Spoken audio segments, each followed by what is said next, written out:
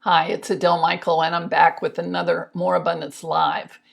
And today I'm starting a 5-part series called Clearing Your Abundance Pathways. And I'll tell you why that's important in just a minute. Today's subject is trauma and its effects. So I am something of a trauma expert, having experienced trauma with a car wreck and some early experiences that were not physically traumatic, but emotionally traumatic. I've had to learn how to heal that. And as I began to learn that, I began to work with other people who had had traumatic experiences, especially women who had suffered physical and sexual abuse. And so the tools that I have learned to use are quite effective with um, dismantling the neural pathway that gets triggered by an event that's like an event from the past. So what that means is, say for instance, I was in a car wreck and I was hit by a drunk driver while I was driving, and there was a big crash, so big noise, and it was I was injured, but I was able to heal. But every time I heard a big crash after that, my nervous system would just go bonkers. So that's a big trauma.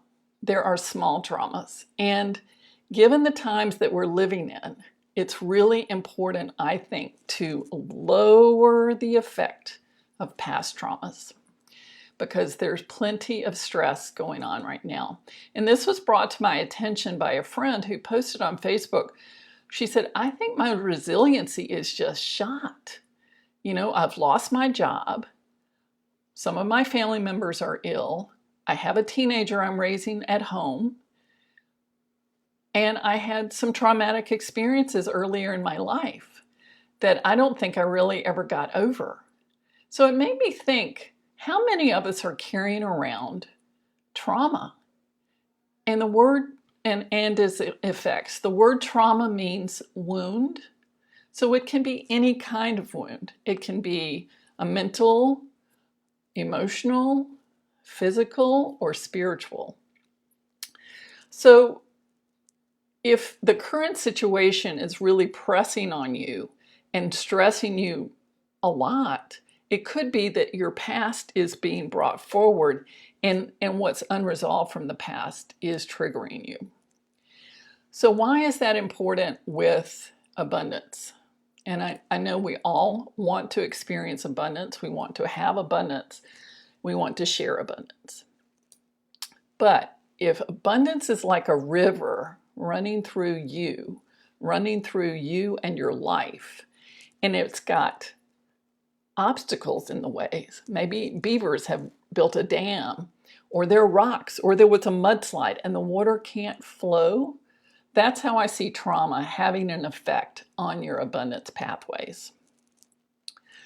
So again, trauma means wound, and it can be major, like a car wreck, any kind of emotional upset, abuse, rejection, betrayal. All of that can lead to trauma.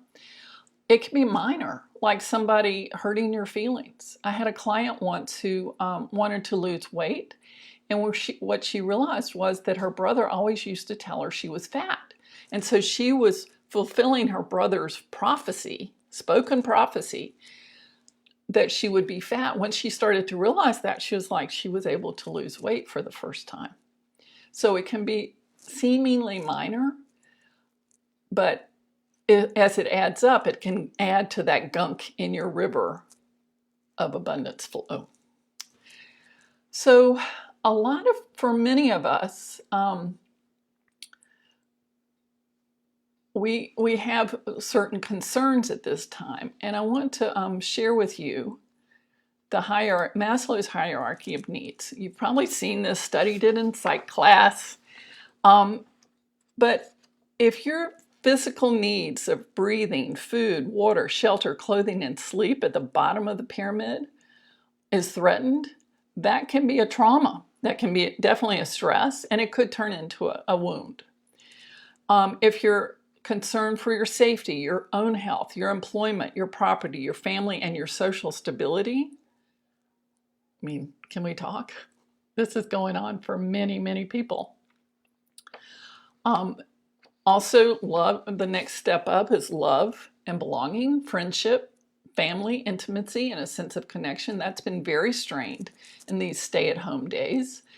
And then the two higher, so what that means is if those needs aren't being met, then you can't go up into the higher realms of self-esteem, confidence, achievement, respect of others, the need to be a unique individual, and then up into self-actualization of morality, creativity, spontaneity, acceptance, experiencing your purpose, meaning, and evolving your inner potential. So there's actually a lot at stake if trauma is keeping you stuck in the lower three levels of the pyramid where you can't feel safe, you can't feel like things are going to work out for you. And so to me, having a sense of resiliency, a sense of safety, and a sense of all good things can come to you is really key in keeping yourself safe, happy, and healthy now.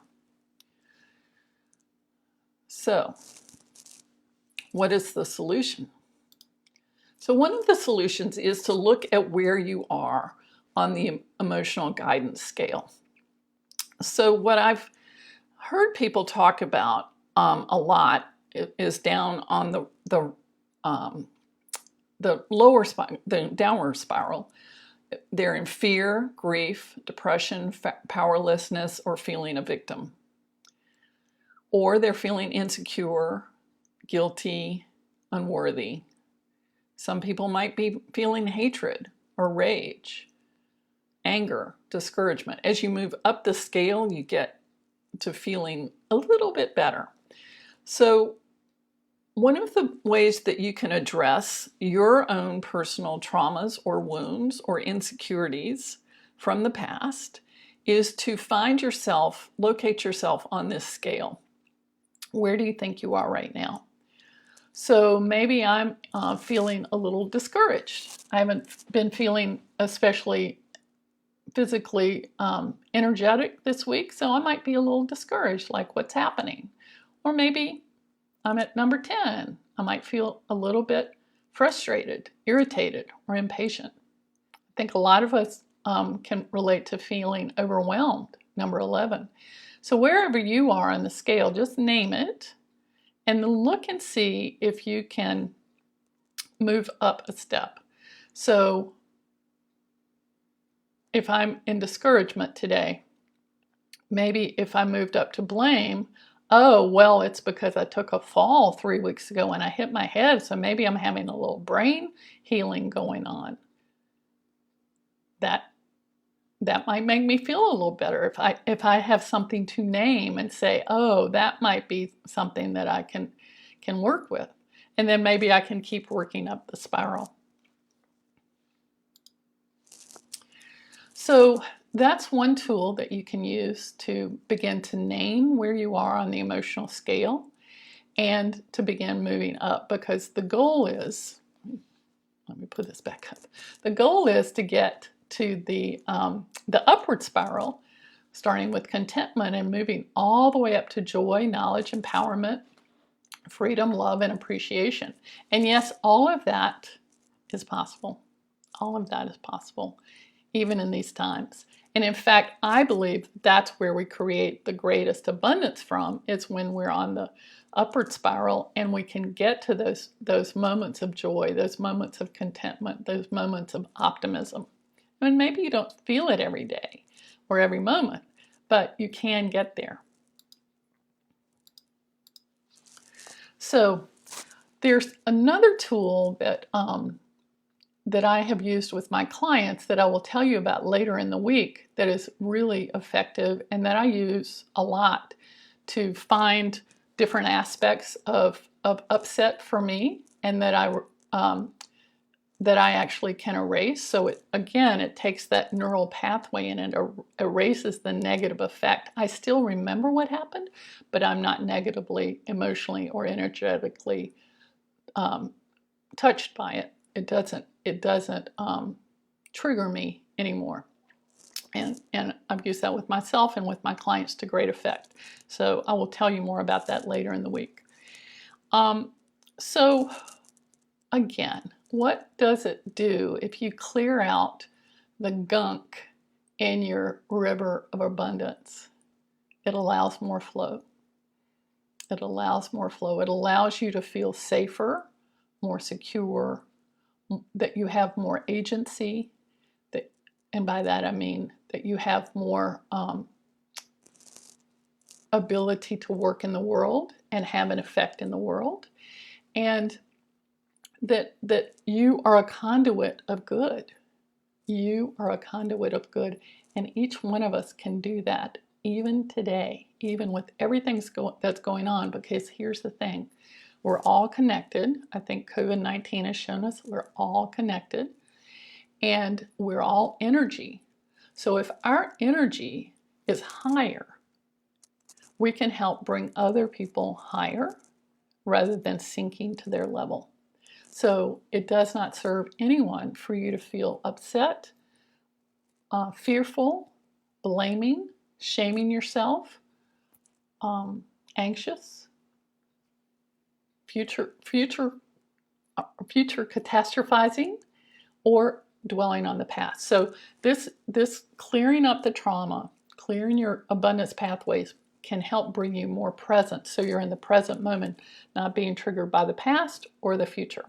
So that's it for today. I hope you enjoyed this, and I hope that you'll join me tomorrow for another installment of Clearing Your Abundance Pathways. Thanks.